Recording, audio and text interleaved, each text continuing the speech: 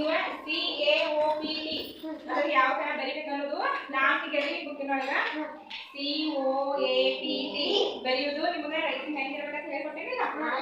ಈಗ 5 ಅಕ್ಷರಗಳು ಯಾವಂದ್ರ ESBIN. ಯಾವ ESBIN ಅಂದ್ರೆ ಕ್ಯಾಪಿಟಲ್ ಲೆಟರ್ ಒಳಗೆ ಹೆಂಗ್ ಬರೀಬೇಕು, ಸ್ಮಾಲ್ ಲೆಟರ್ ಒಳಗೆ ಹೆಂಗ್ ಬರೀಬೇಕು ಹೇಳ್ಕೊಡ್ತಾರೆ. 4 ಗೆರೆ ಬುಕ್ ಅದಾವ ಎಲ್ಲ ಅಂತ ಹೇಳಿದ್ರೆ 4 ಗೆರೆ ಬುಕ್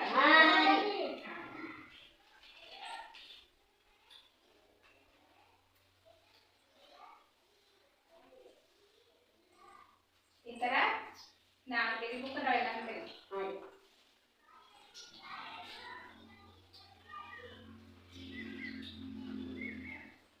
ಫಸ್ಟ್ನೇ ಲೆಟರ್ ಯಾವ್ದು ಇದ್ರೊಳಗ ಇ.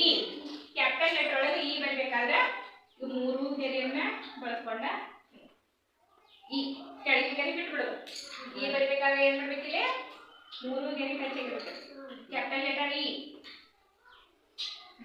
ಇನ್ನ ಸ್ಮಾಲ್ ಲೆಟರ್ ಇ 2 ಗೆರೆಗೆ ಹೆಚ್ಚಿಗಿರುತ್ತೆ.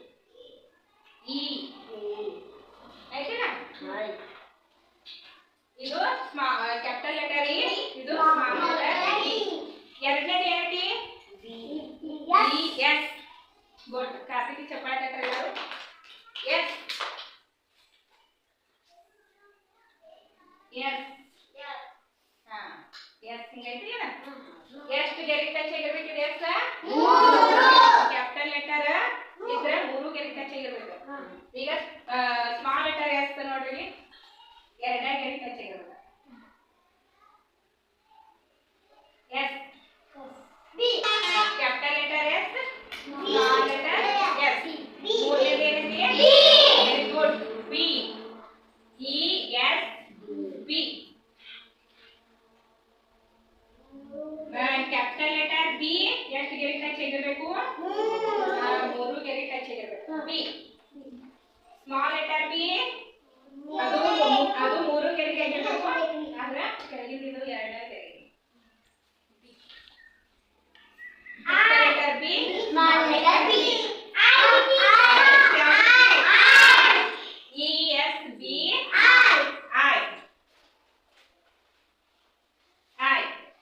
ಮೂರು ಗೆರೆ ಟಚ್ ಆಗಿರ್ಬೇಕು.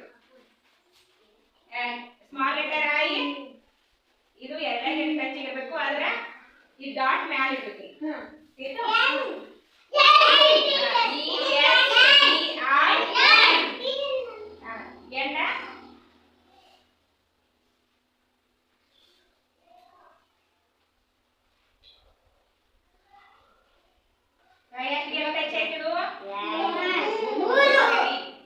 ಇದು small letter capital letter capital letter small letter 2 ಗೆರೆ ಟಚ್ ಆಗಿರ್ಬೇಕು.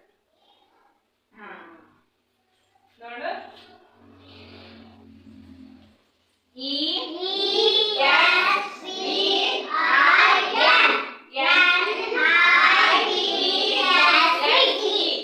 ನೀವೇನ್ ಮಾಡ್ಬೇಕಂದ್ರೆ ಈಗ 2 ಪೇಜ್ ಪೂರ್ತಿ ಏನ್ ಬರಬೇಕು?